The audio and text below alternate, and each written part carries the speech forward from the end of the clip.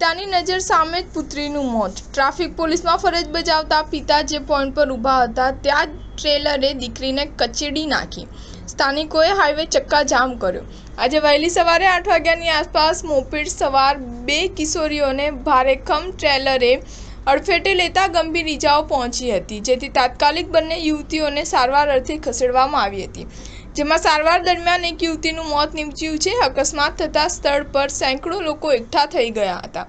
યોગેશ્વર ચોકડીની ચારે બાજુ વાહનોના ખડકલા થઈ ગયા હતા। વારંવાર થતા અકસ્માતના કારણે સ્થાનિક લોકો ભારે રોષે ભરાયા હતા। ઇજાગ્રસ્ત 16 વર્ષીય કિશોરી અંજાર પોલીસ સ્ટેશન ટ્રાફિકમાં ફરજ બજાવતા વનરાજસિંહની પુત્રી હોવાનું જાણવા મળ્યું છે।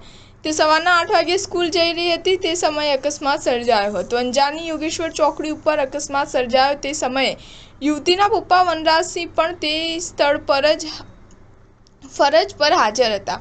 યુવતીને પ્રથમ આદિપુરની ડિવાઇન લાઈફ હોસ્પિટલમાં લઈ જવામાં આવી હતી, જ્યાં ફરજ પરના તબીબે મૃત જાહેર કરી હતી। બાદમાં તેને પીએમ માટે આદિપુરની સરકારી હોસ્પિટલ રામબાગમાં લઈ જવામાં આવી હતી। પોલીસે અકસ્માતે મૃત્યુની નોંધ લઈ વધુ તપાસ હાથ ધરી છે। અકસ્માત બાદ રોષે ભરાયેલા લોકોએ ચક્કાજામ કર્યો હતો। લોકોએ ઊભેલા ભારે વાહનોના ટાયરોમાંથી હવા કાઢી નાખી હતી। પોલીસે ટ્રાફિક ખુલ્લો કરવાનો પ્રયાસ કરતા મામલો ઉગ્ર બન્યો હતો। સ્ટાર ન્યૂઝ 7 હંમેશા સચ્ચાઈની સાથે।